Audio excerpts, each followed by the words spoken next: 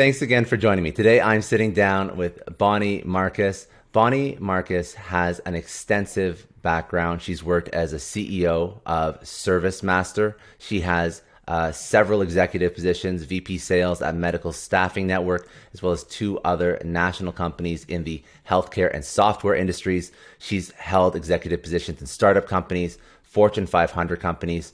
Currently, she is a certified coach, speaker. She hosts her own podcast, so go check that out, Badass Woman at Any Age. And she is the author of The Politics of Promotion, How High-Achieving Women Get Ahead and Stay Ahead, as well as the book we're going to dive into today, which is Not Done Yet. She also contributes to various publications, most notably Forbes, amongst others. So, Bonnie, thank you for sitting down. I'm excited to get into this. So, introduce yourself. Give us a little bit of a background about, where you came from and what you're doing. Okay, thank you for that introduction, Scott. Well, I think what most people don't understand or know about me is that I really had no intention of getting into business at all. And I have a master's degree in education, and I was a kindergarten teacher. And my kids were probably 6 and 8 when I got a divorce, and teaching income was really not going to cut it. So I started to look for a 9-to-5 job, and I found this job for a medical secretary locally where I lived in Connecticut at the time. And I threw my hat in the ring. They called me in to interview me, and I was like, this is so perfect. This is 9 to 5. I can be with my kids. I don't have to worry about homework, all this stuff. I thought the interview went well, but they told me that they weren't interested in bringing me on and training me, and I was overqualified, and so I wasn't going to get the job. I practically begged them, as a matter of fact. I just want a 9-to-5 job. But 2 weeks later, Scott, they called me and they said, we're starting this new joint venture with 30 docs and a healthcare management company to open up a cardiac rehab center. And that management company is coming to town next week, and they're looking to hire an administrator for this. And would you be interested? And immediately, oh yeah, you're right. I just jumped right on it. Yeah. And then I realized, Bonnie, you have 0 qualifications for this job. You're teaching aerobics and you're teaching kindergarten. Anyway, I went for the interview, and I certainly didn't fake that I was qualified, but I did position myself well, apparently, as somebody who could learn and who was smart enough to take this on. And they hired me. Oh my God, they hired me. Nice. And they trained me. And in a year and a half, I was running 11 of those centers for that management company up and down the East Coast in the U.S. So, that was my entree into business, and I had no intention of doing that. From there, I've had a very successful career. It wasn't necessarily, people say, oh, you started entry level, you ended up in the C-suite. Well, it doesn't happen like that, where you immediately go one step above the other until you reach the top. So there were a few missteps along the way. There were a few times that I was passed over, a few lateral moves to get back on track. But I did end up with a 20-plus year career that was very successful. In 2007, I ended up, through a big long story, which I won't go into, living on an island off the coast of Massachusetts, Martha's Vineyard. And here I was running a really large national sales force, trying to do it from this little airport. And after a while, I just said, I just can't do this anymore. So I gradually got out of that job by becoming a 1099 and then decreasing my hours, going back and getting certified to be an executive coach and starting to take on clients. And I started my business, Women's Success Coaching, in 2007. It is now Bonnie Marcus Leadership.com, LLC. My mission from that point forward has been to help professional women position themselves for advancement and for success. Because over the time that I was in corporate, in that arena, I recognized that there were so many talented women who were passed over because they didn't know how to advocate for themselves. They didn't know how to navigate the complexities of the workplace. They were so focused with their head down on doing their work and thinking, oh, that's the way I'm going to get ahead.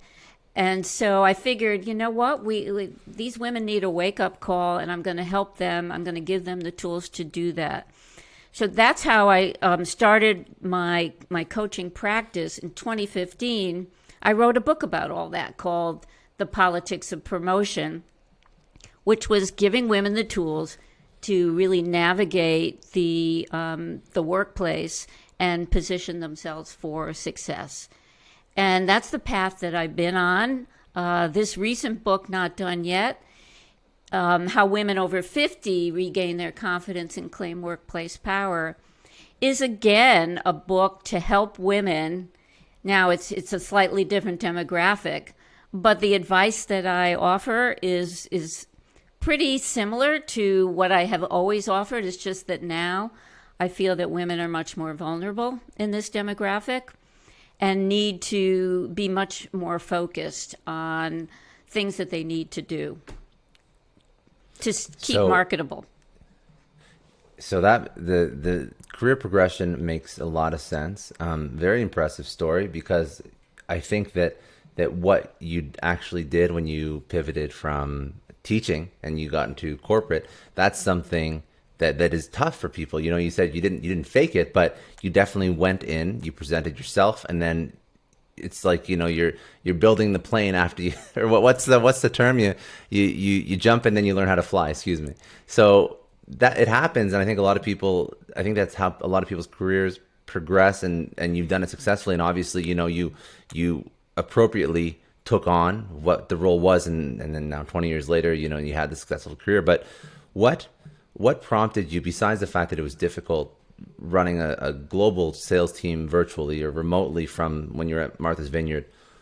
Was it just, you said you saw other women, what prompted you to say, I'm going to go be an entrepreneur? Because that's already a scary step. So I'm trying to get into your psyche, because you take these risks that aren't easy to start a coaching business, right? How many coaches out there, and to say, you know, I've been a kindergarten teacher, I've succeeded in corporate, now I'm going to go start my own business. So what was the thought process? How did you do that? What were the steps you took? Well, first of all, slight correction. I wasn't remotely managing that large sales force, because at the time I needed to be on a plane, I needed to be somewhere every week, and it was just ridiculous to try to manage the travel logistically. So that was one thing where, you know, I saw the writing on the wall. I can't do this. It doesn't make sense to do this. And I've always enjoyed mentoring my direct reports and empowering them to be their best. And it just seemed like, you know, a natural transition. When I first looked into coaching, people had no idea what it was. It was like, oh, you know, you're coaching soccer, you're doing, you know, it was like sports is all they could think of. And then when I, you know, re-looked at it in 2007, by then coaching and professional certification programs were much more prevalent, and there was much more, I think, respect for the profession. But it was a leap, for sure, because for anybody who's been in corporate or been employed, the safety, and I can't say it's totally safe because it isn't necessarily, but, you know, you have some job security, you get benefits, you get used to having having a salary, and then all of a sudden you're wow, now I'm starting from scratch in something totally new. And sometimes when I've taken these leaps through my career, and now that I recognize that was pretty brave, I didn't stop to think about it a lot. I mean, in other words, I didn't stop to think about how scary it was, or whether or not I could do it. That was never the issue.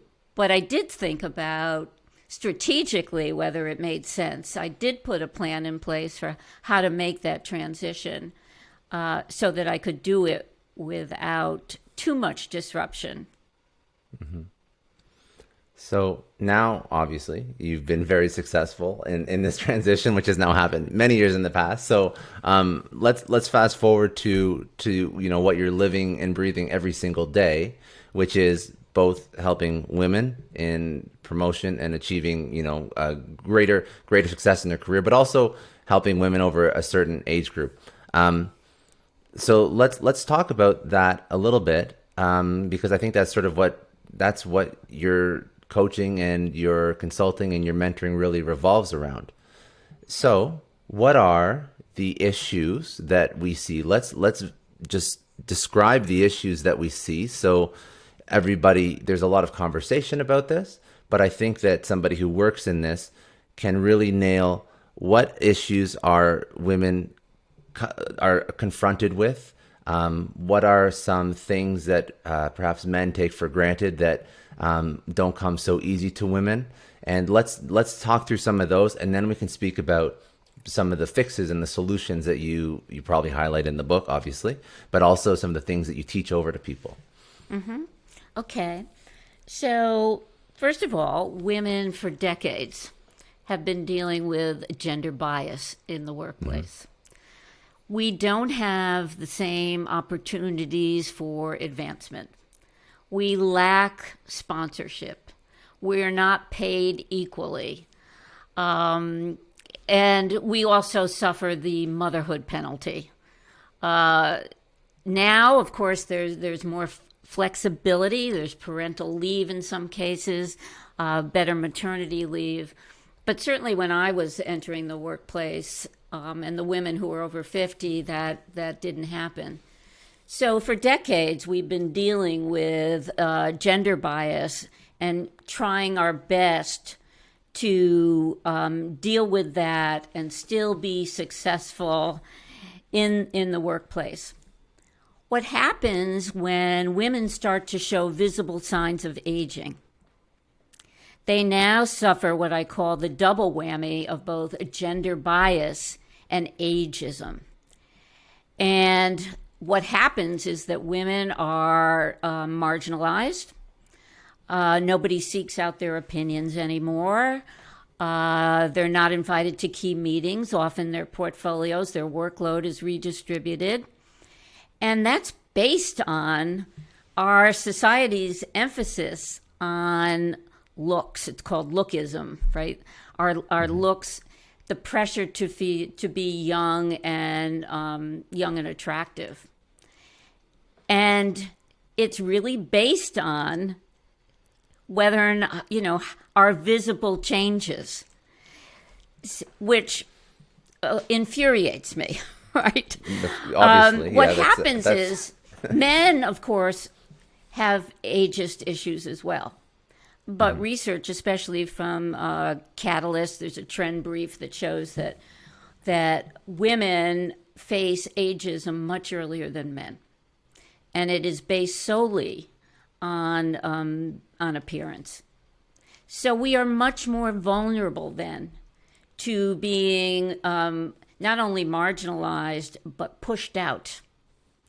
And then the issue becomes, okay, now you're over 50, you're being pushed out, then it's so much more difficult to get another job. So the women that I interviewed for this book, some of them were, had panic attacks that people are going to find out how old they are. And they have Botox and fillers and eye lift surgery in hopes that they can extend their career trajectory and survive for longer. I mean, this issue, I think, is beneath the radar, and I think a lot of people don't understand how this affects women's financial security as well as their career trajectories. And one reason why I wrote the book is I wanted to bring more awareness to this issue. I wanted to give women a voice to deal with it, and also the tools. And my question to you is, why is this not more prevalent, or why is this not more discussed? Because if you look at the topical issues of the day, they sort of run in different trends, like where, of course, you have to have unrepresented minorities have more of a seat at the table and fill more executive positions. And then now we're talking about women who we would have hoped at this point, in God forbid 2021, there wouldn't be as many issues. But I guess my point is, like, how do you get this message out there? How do you, I don't mean to sound insensitive, but prove that this is something that is still relevant? Because I think it slips people's minds. I think that you see it, but it's not in your face all the time. I agree. I've had lots of conversations about a lot of underrepresented populations. And I think that, yes, I've seen, especially in sales, I'm in sales, I'm in tech. In every job I've ever worked, there's definitely an underrepresentation of women. But I don't know why that is. It just seems like less apply, less look for the jobs, and it doesn't seem like it's something that me as an executive has the ability to fix. And I know, obviously, I'm speaking, I'm saying I do have the ability to fix it, but how do I actually fix it when I'm in that position and I don't see the women stepping forward to take those jobs that I would give them if they applied? Or am I just being completely ridiculous in saying that? I don't know. You're the expert. Well, I'm not going to call you ridiculous. You're the host of this podcast, and you have your own. You have your own experience in this area. I mean, for decades, women have suffered in tech. And for those who did go to grad school in STEM fields, many of them drop out, because they're suffering due to the gender bias. And I've had clients in STEM fields where it is so male dominated, the gender bias is still so prevalent, the unequal, the unfair playing field, that they'll go someplace else. They'll change industries. But to your point about bringing more awareness to it, I talk about this issue and I draw some similarities to what it was like for women before the Me Too movement. Dealing with sexism in the workplace. Women were silent. They felt ashamed to come forward and talk about any kind of sexual harassment or abuse. They didn't feel that there was a safe environment for them to have these kinds of discussions. And they certainly didn't have any kind of legal backing to really do so. And it was off everybody's radar because women were silent. I find the same things happening with gendered ageism.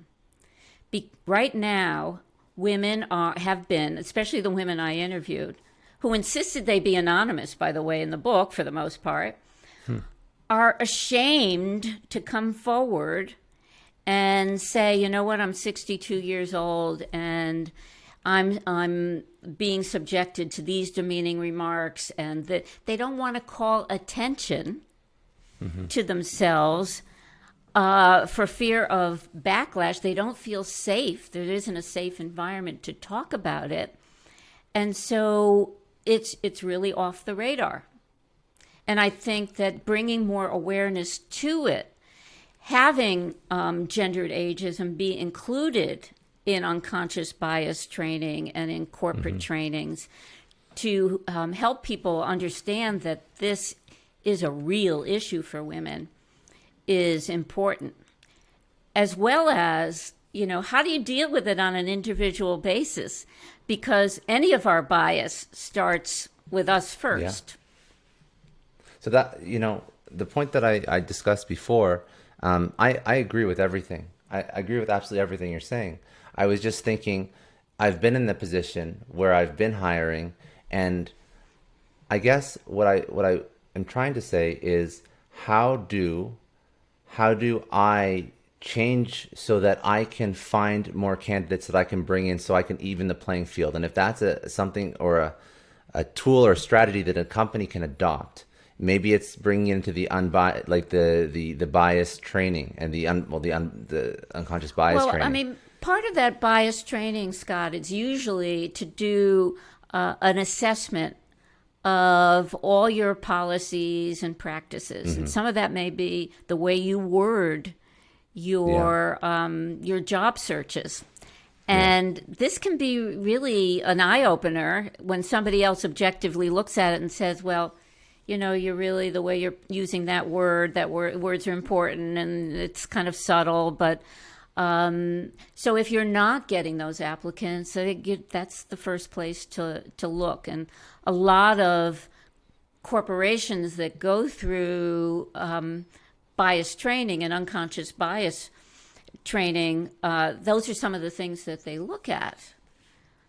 And some of them are subtle, No, I think that's great advice, and that's something that I'm going to internalize as well, and just in the things that I do when I'm looking to hire for roles and whatnot. Because I've just noticed, like, without even paying attention to it, when I put out a role for a sales leader or a sales individual, it's like 99% male, and I think most leaders would love more females brought into the workforce. There's so many benefits to bringing people that don't have that traditional sales bro culture. That's not a positive culture for any organization. But how do you get rid of that if you find that 99% of the applicants are all fitting that mold? And you're right. It's how do you word the job searches? How do you represent yourself as a company? How do you conduct the interviews, the screening? Who's doing the interviews and the screening? Are you bringing up the right points? But it's something that, people don't think they have a bias until someone else points it out, right? And that's really important. One of the things that I talk about a lot in the book is to do some self-reflection and identify your own bias, because that's for instance, gendered ageism in general, so ingrained in our culture that we don't realize that we've internalized a lot of this stuff. And I recognize, certainly when I was writing this book and going through, how to coach women to do this, I realized, well, you got a whole list of ageist things that you're dealing with as well. So I think it's important to really start there. And from a company perspective, the leaders need to do that. They need to, not just gendered ageism, but gender bias and some of the things that you're talking about. How do the leaders feel about these things? What are some of the biases that they hold? And how does that affect their communication, their behavior, as well as policies and practices in the business? Yeah.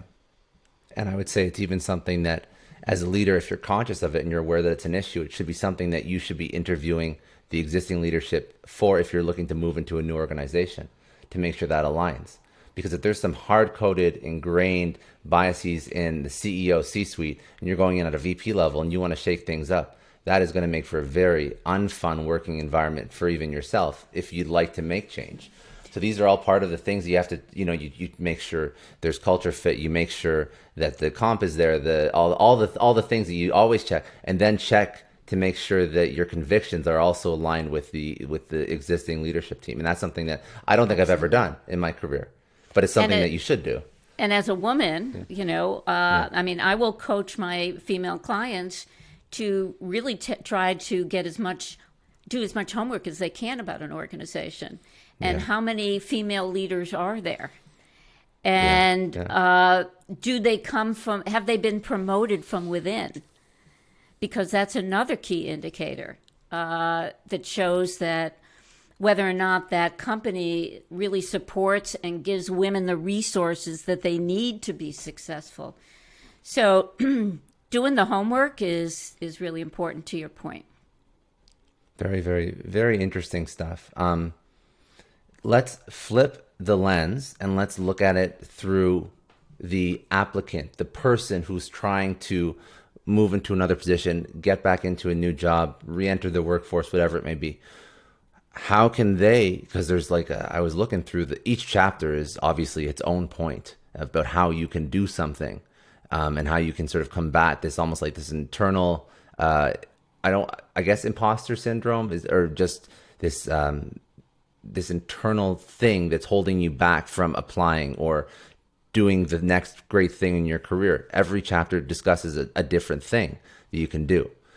So pick your favorites, pick your most impactful things that a woman at a certain age should focus on that would help her land that next job, re-enter the workforce. What would those things be? Well, there are a lot of things. And as you said, all the chapters in the book talk about them. But I'm going to start with, from 10,000 feet and say that one of the most important things you should do is check your mindset. And if you believe you're too old to get another job or too old to compete or too old to get promoted, if you have a negative outlook, then you are sabotaging yourself from the get-go. And in the book, actually, in one chapter, I talk about two different women with two different career paths, but they were both really successful. They were both let go. One of them had a very positive attitude about finding another job. She had been in financial services for 25 years and was downsized, and it was ageism, right? For sure. And she started running and getting fit, and she found a workspace and started networking and found a workspace and would go there every day and look for a job, because finding a new job, I don't care how old you are, is a full-time job. Mm-hmm. And she eventually landed something in a whole different industry, but now she has another whole new successful career after 50, right? Then there's this other woman who was an attorney who was let go from her law firm, and she took a government job, and she's in a dead end. And when I was speaking to her, anything that I suggested about, using your network and understanding your value proposition and positioning yourself, she was negative about. Now, if you look at those stories side by side, you can see that one is set up to be successful. The other is going to stay in that rut. So that's why I say, there are lots of things that I can teach and that I can help you with so that you secure another job. But you have to check your mindset first. Some of the other things that are really important are to understand that value proposition, which is how your work contributes to positive business outcomes. And when you understand that, Scott, it allows you to position yourself as somebody who can help this new organization reach their objectives and move forward. You want to honor your wisdom and your experience, where you've been for X amount of years in your past, for sure. But I tell my clients, don't necessarily dwell on all that. Really, you want to show up as fresh and energized and excited about what you bring to the table now and how you can help an organization move forward. That's what a prospective employer is looking for. They don't want you to sit there and recite your resume that they already have, right? But what can you do for them? And that is, that is very, very empowering and very authentic and very effective way to position yourself in an interview. Building and nurturing your network. Mm-hmm. One thing that I disclose in the book is that after that initial job, every job that I got after that, obviously internal promotions not included, but every job I got was a referral from my network. People that, including the CEO job. It was people who had worked with me that I stayed in touch with, who were willing to put my name forward and advocate for me. It's so important, especially in this environment now, because you go to apply for a job and, it's usually online, and you throw in your cover letter and you're thrown in with a whole bunch of people, and it's really hard to distinguish yourself. It's really tough. I mean, I don't care what age you are. Yeah, it is. It's really tough. But if you've got somebody who makes an introduction and opens a door for you, and that's really the story of my career, then you definitely have a leg up. So those are some things that I would emphasize. Okay. And now, those are very good points. Bonnie, this is a question that I'm curious to get your take on as well. If you feel like you see the writing on the wall and you feel like it's because of ageism, would you ever try and fight to keep that job? Or is that an indication that that is not the right fit for you and it would be smarter to move somewhere else? Is that something that you would advise? Well, I couldn't generalize. I'd say has to be specific about the situation. I think there are things that you can do, and maybe you even want to do these in parallel. But I think there are things that you can do to improve your situation, to gently call out some of the unfair treatment without getting fired, and improving your status. And so I would certainly stay with the job I have and try to do some of those things. And at the same time, if you feel, well, that's not going to lead anywhere, you might start doing what you need to do to put out feelers for another job. One of the things that I've learned, because, I have no legal background here, I reached out to some employment attorneys for the chapter on knowing your rights, is that if you are subjected to ageist comments and behavior, unfair practices, that right from the get-go, you start documenting. Mm-hmm. And if you need to seek out the counsel of an attorney, you can certainly do that. You can go to HR. But even the attorneys will say, document your conversations with HR. Like, I'd like to meet with you, say specifically why, and then come back with a follow-up like, yes, on March 12th, we met to discuss how this, and happened, and you agreed to do a follow-up plan and check back in a month. So everything documented. The only reason I ask that, because it's a tough question, but the reason I ask that is because if somebody's sitting in a role right now where they feel like they're the victim of this, it could be incredibly scary to just make the leap into a new role. So I guess it's great advice for somebody who's like in the position and suffering, but they don't know where to go, right? Because that's the worst kind of situation. At least if you unfortunately have been let go, there's no going back. But to be in this toxic environment is probably one of the most uncomfortable environments, right? That could be very, very unnerving. So yeah, and that's what I was just trying to get out. Yeah, one of the reasons I had the idea to write this was I was coaching about 4 years ago a female attorney, 58 years old, worked for a large tech firm in Silicon Valley. And she had been a star performer on that legal team for 8 years. 58, all of a sudden she's the oldest. And she noticed she wasn't invited, her portfolio was cut back, and she was worried, well, if I don't have a heavy load here, it's so easy for me to be pushed out. So to your point, she saw the handwriting on the wall, right? Yeah. And it was a very painful experience. So, but there are things that you can do, and I would say start to document conversations, et cetera, because even if you are going to lose your job, there are negotiation points for what you can do in terms of a package. So you still have some power, and power is putting all that information and history together. Very good.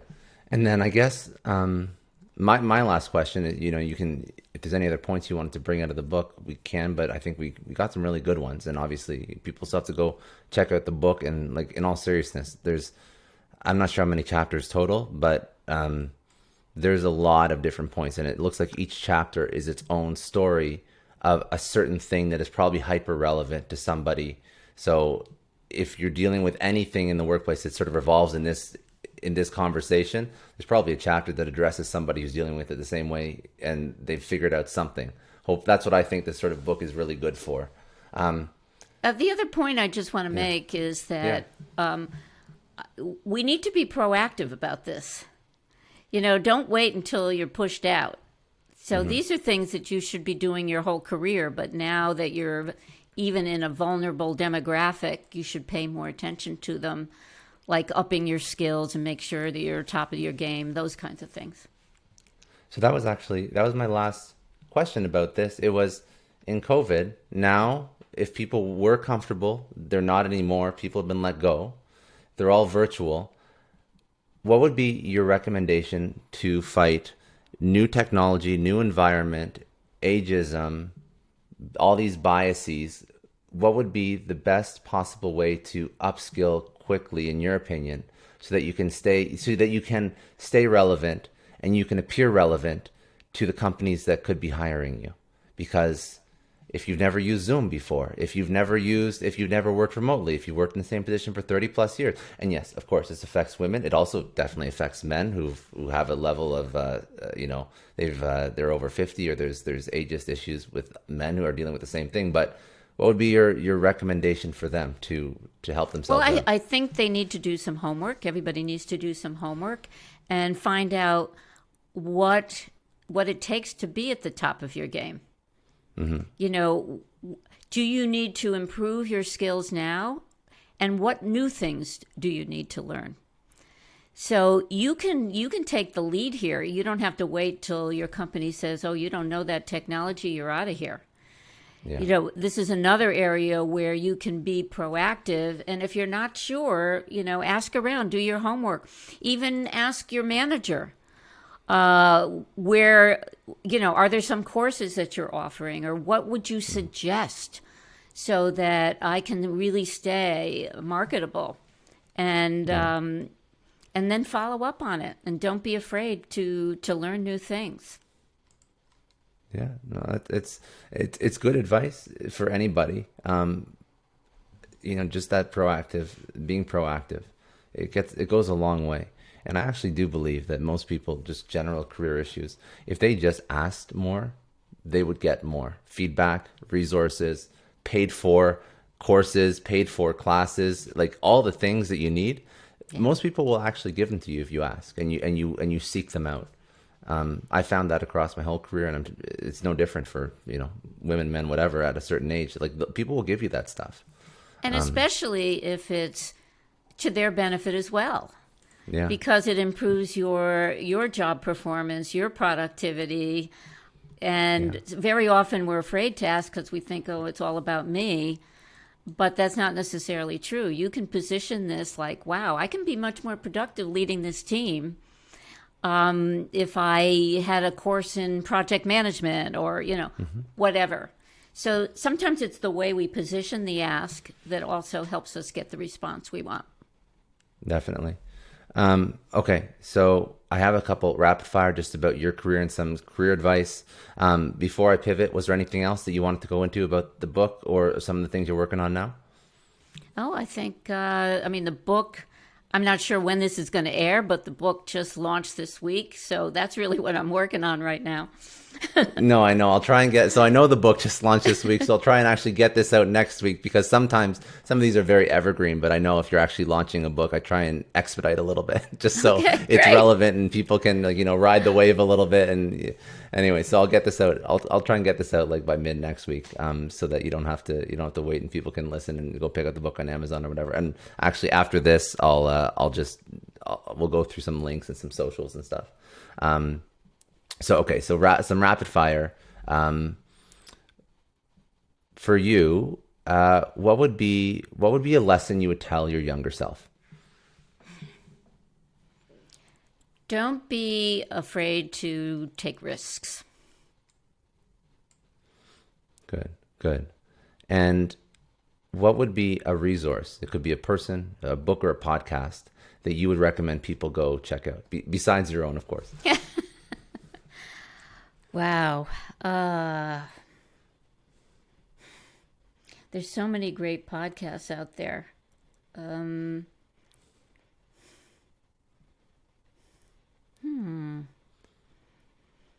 mean, one of my favorite podcasts isn't necessarily career, but it's No, it doesn't have to be. Brene Brown's Dare to Lead. I actually haven't listened to that. Is there?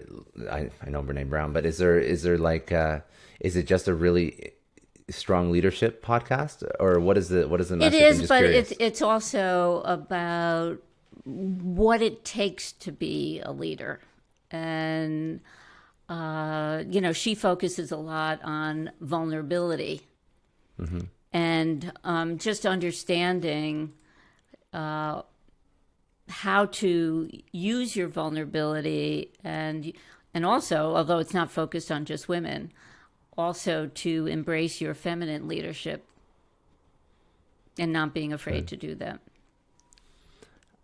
What is one myth about entrepreneurship or starting your own business that you would like to debunk? That as a woman, you are at a disadvantage getting funding. Okay, interesting. Good, very good. What does success mean to you?